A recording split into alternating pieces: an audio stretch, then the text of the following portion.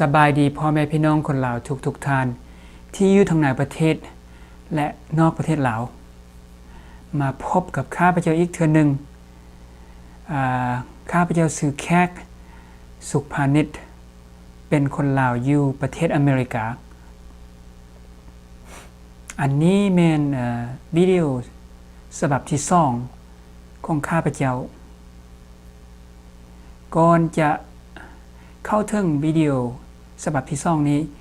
ข้าพเจ้าอยากจะบอกที่มาที่ไปของความคิดความเห็นหรือว่าความเข้าใจที่เอามาแสดงอยู่ในวิดีโอตัวที่1ตัวที่2แล้วก็ตัวที่3ที่จะออกมานี่นะว่าข้าพเจ้าได้ความคิดความอ่านแนวนี้มาแต่ไสว่าซั่นซะเนาะความคิดความเห็นความเข้าใจข้าพเจ้าได้ส่วนหลายแม่นได้มาจากประสบการณ์ของชีวิตโดยเฉพาะแม่นประสบการณ์ที่เกี่ยวข้องกับความยากลำบากความทุกข์ความยากความมีอุปสรรคความล้มเหลวบ่ความผิดหวังบ่แนวนี้นะสิ่งเหล่านี้คนส่วนหลายเวลามีเรื่องยากเกิดขึ้นในชีวิตหรือว่ามีเรื่องทุกข์เรื่องยากอยู่ในชีวิตนี้จะเบิ่งย่างมุมมองที่เป็นทางลบนะไม่ก็ไปเห็นว่ามันเข้าเป็นปัญหาเป็นเรื่องที่บ่ดีบ่งามบ่ควรเป็นเรื่องที่บ่ควรจะมีนะมากกว่าแล้วก็ไปเป็นทุกข์เป็นโศกไปเป็นไปเสียอกเสียใจอย่างนั้นนะข้าพเจ้าคิดว่าการเฮ็ดอย่างนั้นบ่คักปานใดเฮาควรเบิ่งมาจากจุดหรือว่ามุมที่มันเป็นpositive นะหรือว่าเป็นฝ่ายบวกนะเพราะว่าความยากความลำบากความมีปัญหาในชีวิตนี้เป็นโอกาสให้เราได้เรียนรู้หลายสิ่งหลายอย่างเป็นครูเป็นโอกาสให้เราได้ปรับปรุงความคิดหรือว่าการกระทำของเราแล้วก็ความยุ่งยากความผิดหวังความผิดพลาดในชีวิตนี้เป็นครูสอนที่ดีแบบหนึ่งฉะนั้นอย่าไปโศกไปเศร้ากับเรื่องที่ตัวเองเป็นอยู่หรือว่าเคยเป็นมาเพราะฉะนั้นซะ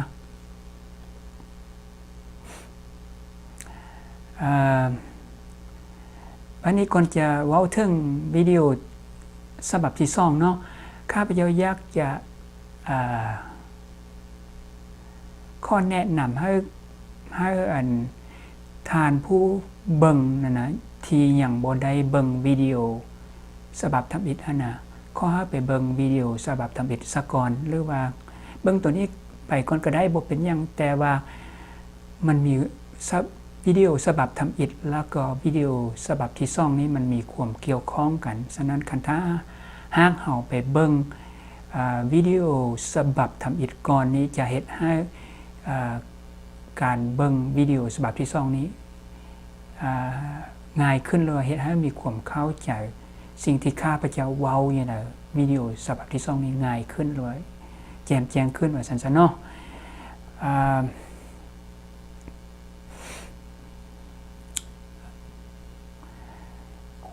ก่อนเฮาจะเข้าถึงวิดีโอฉบับที่2ข้าพเจ้าอยากจะกลับไปลืมหัวข้อใหญ่ในวิดีโอฉบับที่1ซะก่อนอยู่ในหัวข้อใหญ่ในวิดีโอฉบับที่1แม่นข้าพเจ้าบอกว่าวิธีชีวิตของคนลาวนะวิธีเป็นวิธีอยู่วิธีชีวิตวิธีนำพาชีวิตแม่นอิงอาศัยสัญชาตญาณอิงอาศัยนิสัยหรือสันดานหรือว่าวิถีของธรรมชาติ เ เป็นพื้นฐานของการดำเนินชีวิตหมายความว่าคันเฮาไปอิงอาศัยสิ่งเหล่านี้เนี่ยเป็นวิธีการคิดการอ่านการนำพาชีวิตมันสิ่งเหล่านี้ส่วนหลายจะบ่เกี่ยวข้องกับการใช้สติปัญญามันปราศจากความคิดความสาเหตุสาผลแล้วก็ความนึกความรู้สึกนึกคิดแต่ละมื้อแต่ละเว้นของเฮานะแม่นไปเกี่ยวข้องกับการต้องการของชีวิตแต่ละมื้อแต่ละเว้นก็คือการกินการนอนการอยู่การม่วนการซื่นการสุขกายสบายใจว่าซั่นซะ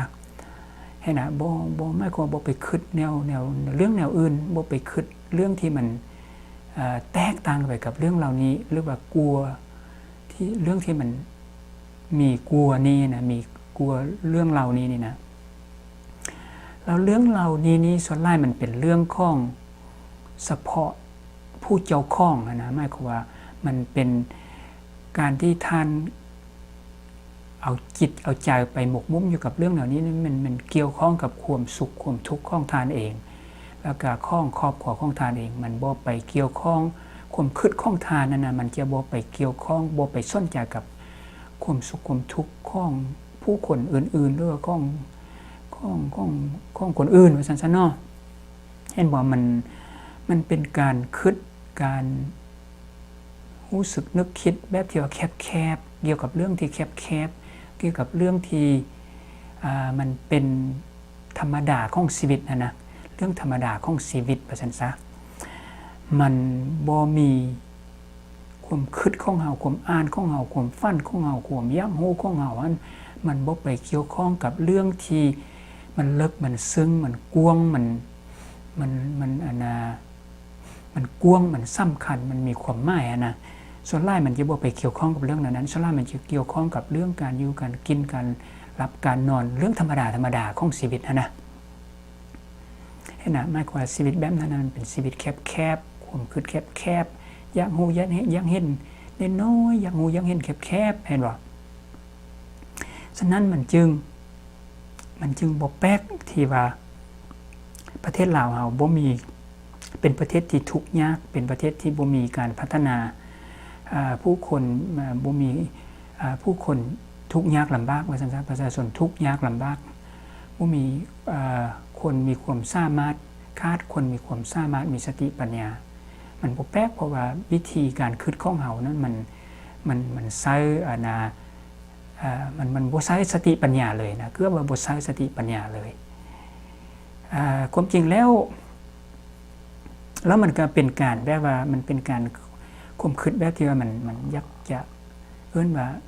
เห็นแก่ตัวว่าซั่นซะแต่การคิดแนวนี้คนประเทศที่เขาเจริญเขาก็มีคือกัน ขอโทษแต่สิ่งที่เขาต่างจากเฮาไปนะความคิดที่เขามีแล้วมันต่างจากพวกเฮานะแม่นเขาก็มีอันความคิดความเห็นความอ่านความอยากได้แ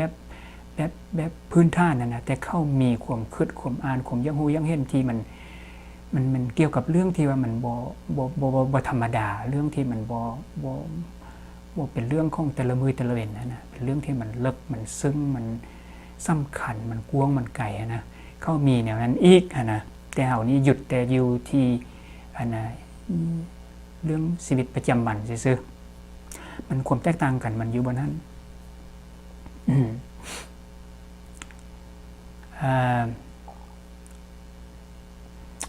เราข้าพเจ้าสันนิษฐานว่า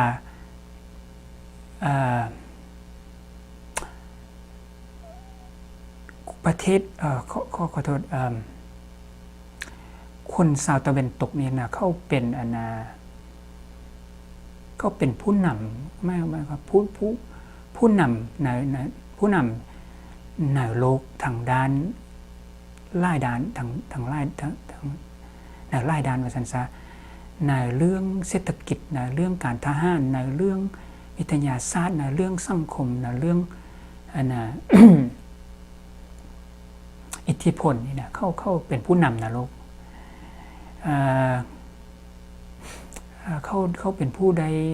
ค้นพบก็ว่าทุกสิ่งทุกอย่างที่เฮาใช้อยู่ซุมื้อนี้นี่นะคือไฟฟ้าเลขผ้านาทีคอมพิวเตอร์รถลาเรือบินมีอย่างแนวนี้นี่นะมันเข้าเป็นผู้ค้นพบหมดมันเข้าเป็นผู้สร้างมาจากความคิดของเขาหมดแม้ว่า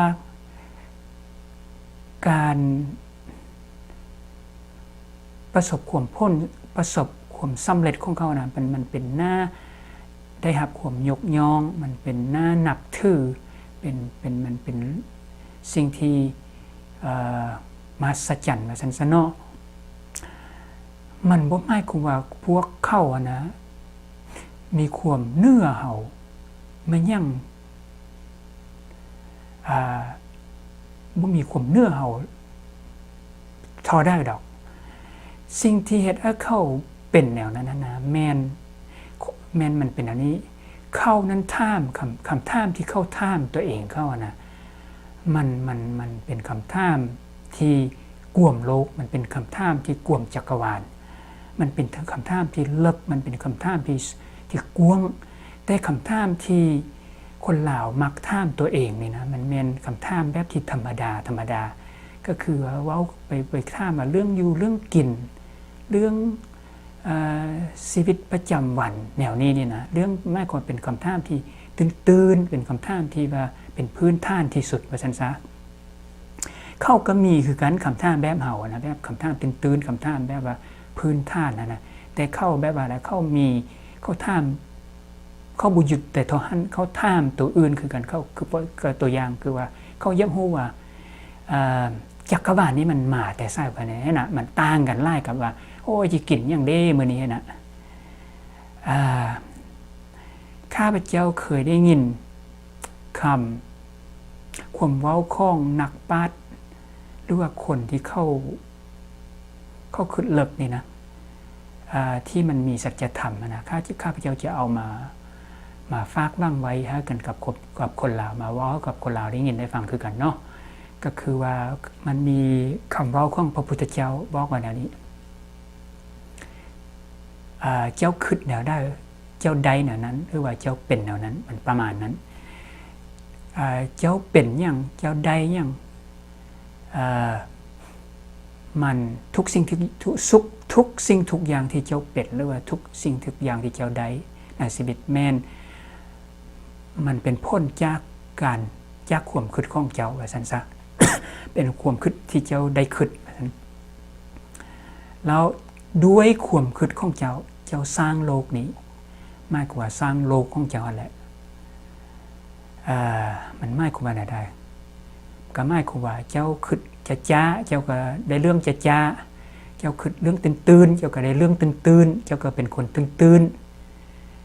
เจ้าคิดเรื่องเลิกเจ้าก็เป็นคนเลิกประเทศของเจ้าก็เป็นประเทศเลิกบ่แม่นประเทศธรรมดาความแตกต่างระหว่างคนเวสเทิร์นพีเพิลนะชาวตะวันตกกับคนลาวนะมันอยู่บนนั้นแหละมันบ่แม่นที่ว่าผิวอยู่ที่ผิวอยู่ที่สีอยู่ที่รูปร่างหน้าตามันอยู่ที่ความคำถามที่ตัวเองที่คนลาวถามคนลาวแล้วก็ที่คนลาวถามตัวเองแล้วก็คำถามที่เข้าถามนะแล้วมีอีกทานหนึ่งชื่อแซนเพริออนเราเป็นเขาเอิ้นได้ว่าเป็นself help guru นะหรือว่าเป็นคนที่เป็นผู้สอนการช่วยเหลือตนเองว่าซั่นนะสอนปรัชญาเกี่ยวกับการช่วยเหลือตนเองเราจะเว้ามีความแตกต่างนิดนึงแต่ว่าความหมายนั้นคือกันกับแบบพระพุทธเจ้าว่าแหละเราเว้าแบบนี้ความตื่นเลิกหน้าบางของคำตอบที่เจ้าได้มานี่นะมันซ้ำกันกับความตื่นเลิกหน้าบางของคำถามที่เจ้าถามตนเองมันก็หมายความว่าคันเจ้าถามแบบว่าแหละเจ้าถามคำถามธรรมดาเจ้าก็เป็นคนธรรมดาเจ้าก็ได้เลือกธรรมดาคันเจ้าถามเรื่องที่มันบ่ธรรมดา เจ้าก็เป็นคนบ่ธรรมดาเราก็ได้เรื่องที่บ่ธรรมดาเห็นบ่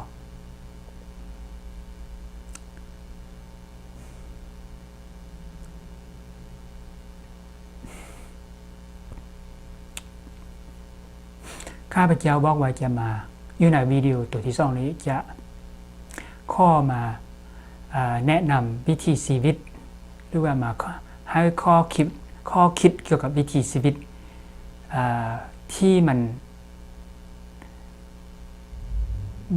บ่คือกันกับวิธีที่เราเคยได้เฮ็ดมาได้ใช้มาเราทดลองมาเป็นหลายฟ้าหลายปีแล้วอันนั้นน่ะเป็นร้อยเป็นพันปีแล้วมากพ้นของมันมากพ้นที่ได้ครับมันบ่งดบ่งามเลยบ่ได้พ้นที่ได้ครับบ่ดีเลยวิธีที่เราใช้มาพ้นที่ได้รับจากวิธีการคิดการอ่านการดำรงชีวิตการนำพาชีวิตแบบที่ผ่านมานะบ่ได้มากบ่ได้พ้นเฮาฮู้ได้ได้ฮู้ได้แบบที่เอาไปเบิ่งสังเกตว่าประเทศลาวนะอยู่ระดับได้ความเจริญคมรุ่งเรืองนะเฮาฮู้ได้แนวนั้นว่ามันบ่ได้พ้นนะบัดนี้นี่วิธีของข้าพเจ้าวิธีที่ข้าพเจ้าอยากจะเอามาเสนอหรือเอามาให้เป็นข้อคิดนี่แม่น1เจ้าต้องเฮียนเป็นคนที่ถามคำถามตัวเองบ่แม่นถามคำถามจ้าๆหรือว่าถามคำถามแบบตื่นๆเจ้าถามคำถามแบบที่ว่ามันมีความหมายมันลึกซึ้งมันกว้างโลกว่าซั่นซะ1จะต้องเฮียนเป็นคนนั้นสอนลูกสอนหลานให้เป็นคนแบบนั้น2มาเจ้าต้องเบิ่งเข้าไปนะคนเฮานี่ส่วนหลายนี่จะเบิ่งไปทางนอกพุ่นเบิ่งไปทางนอกไปจากตัวเองนะข้าพเจ้าข้อแนะนำให้เบิ่งเข้ามาทางในแล้วไปซอกอยู่ในใจของทานอยู่ในกายของทานนะว่าแม่นอย่างที่เป็นสิ่งที่ทานฮักและมักที่สุดในชีวิตหรือว่าเป็นสิ่งที่ทานเป็นบ้าเป็นบอกับมันนะแล้วให้เอาสิ่งนั้นมาเป็นเครื่องนำพาผู้นำพาชีวิตเป็นเป้าหมายเป็นจุดหมายปลายทางของชีวิตในที่ผ่านมานะเขาคาดภาษาอังกฤษก็เป็น passion หมายความมันแปลว่าความฮักความมักที่ใหญ่สูงที่กว้างที่หุ่นแห่งนะวิถีชีวิตของเรามันคาด passion ในที่ผ่านมานะในวิถีชีวิตที่ข้าพเจ้ามานำมาเสนอนี้ข้าพเจ้าบอกอยากจะขอให้ทานนั้นไปซอกสิ่งที่ทานหักหลายที่สุดมักหลายที่สุดเป็นบ้าเป็นบอกับที่สุดนั้นแล้วเอาตัวนั้นมาเป็นจุดหมายปลายทางของชีวิตเอาตัวนั้นมาเป็นเป้าหมายของชีวิตเอาตัวนั้นมาเป็นวิชาอาชีพก็ได้เอามาเป็นการก็มาเป็นสิ่งที่ทานเฮ็ดอยู่ในชีวิตนะเพราะว่าการเฮ็ดแนวนั้นก็จิหาตัวอย่างคือว่ามีคนผู้ใดผู้หนึ่งที่มักเตะบาสนี่นะมักเตะลายหมายความว่าคันเจ้ามักย่างลายนี่นะเจ้าจะไปเฮ็ดสิ่งเหล่านั้นด้วยความบ่คำนึงถึงความเมื่อยความล้าความท้อถอยเพราะว่าความฮักความมักที่ใหญ่หลวงของเจ้านะมันจะมาผลักดันให้เจ้าบ่ท้อถอยใดให้เจ้าบ่อ่อนล้าใดว่าให้เจ้าบ่เหนื่อยบ่เมื่อยบ่หมดกำลังนะเพราะมันมีพลังที่มาผลักดันเฮาพลังความฮักความมักอันนั้นนะเห็นไหมจุดสิ่งที่มีประโยชน์สิ่งหนึ่งที่ในการใช้ชีวิตแบบนี้สิ่งที่มีประโยชน์ที่ซ่องก็แม้น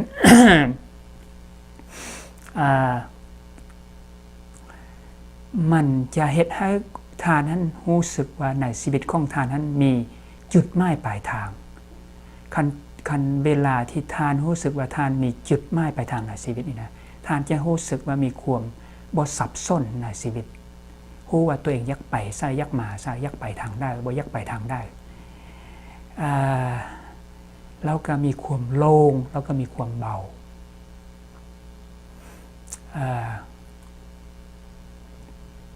ให้บ่มันอย่างน้อยมันมีความดี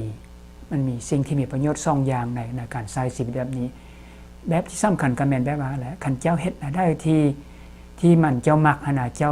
จะเฮ็ดไปจนมันถึงความสำเร็จจนไปถึงจุดหมายปลายทางของเจ้าคนแหละแม้แต่ว่าบางครั้งบางคราวเจ้าก็จะเมื่อยเจ้าก็จะมีความท้อถอยนะแต่เจ้าก็บอกตัวเองว่าค่อยถอยบ่ได้ท้อถอยบ่ได้เมื่อยบ่ได้เพราะว่ามันเป็นเรื่องสำคัญเรื่องที่เราเฮ็ดนี่นะให้นะเพราะว่าสิ่งที่ข้าพเจ้าบอกให้ทานไปซอกอยู่ในใจอยู่ในกายของทานนะแม่นต้องเป็นเรื่องที่มันมีความหมายสำหรับทานต้องเป็นเรื่องที่มันเป็นเรื่องที่ทานหักว่าสันหักลายหมักลายมีความหมายลายต่อทานเห็นบอกข้าพเจ้าเชื่อว่าขันท่าหักประเทศลาวคนลาวเอาวิธีตัวนี้เนี่ยไปใช้โบนานดอกความเปลี่ยนแปลงในทางที่ดีจะมาถึงประเทศลาวหรือก็มาสู่มาห้าคนลาวมาสู่ประเทศลาวจะนำจะมาถึงประเทศลาวคันท่าฮักท่านคันท่าฮักเอาวิธีตัวนี้นี่นะในความเสื่อมั่นของข้าพเจ้าได้เพราะว่าข้าพเจ้านี่ก็เคยเป็นคนแบบที่คนลาวเขาเป็นนะเป็นคนแบบว่าบ่คิดบ่อ่านบ่ฮู้หน้าบ่ฮู้หลังบ่มีจุดหมายปลายทางบ่ฮู้ว่ายักใดยังบ่ยักใดยังนะบ่ฮู้สิ่งที่มันมีความหมายในชีวิตนะที่ตัวเองฮักตัวเองมักนะบ่มีจุดหมายปลายทางข้าพเจ้าเป็นคนอย่างนั้นเป็นคนกับคนลาวธรรมดาทั่วๆไปแหละแต่ข้าพเจ้ามาถึงจุดได้จุดหนึ่งในชีวิตบ่ฮู้เพราะเรื่องอะไรแต่แท้เฮ็ดให้มีความมันมีการเปลี่ยนแปลงจากหน้าหรือมือไปเป็นหลังมือเลยแล้วข้าพเจ้ามาเบิ่งแล้วมันเป็นเพราะแปลว่าย้อนตัวเองมันฮู้จักจุดหมายปลายทางของชีวิตฉะนั้นข้าพเจ้าหวังว่าเชื่อว่าคันท่าห้าคนลาวนำเอาวิธีแนวนี้ไปใช้เพราะว่าเราก็วิธีที่เราเคยเฮ็ดมานะเราทดลองมาแล้วไล่ฟ้าล่าปีไล่100 ปีไล่พันปีแล้วมากพ้นบ่ได้เรื่องหมายความว่าเราไปเฮ็ดเรื่องไปหาวิธีอื่นข้าพเจ้าคือว่ามันก็คือจิบ่เสียหายอย่างหลายพันดอกว่าซั่นๆเนาะ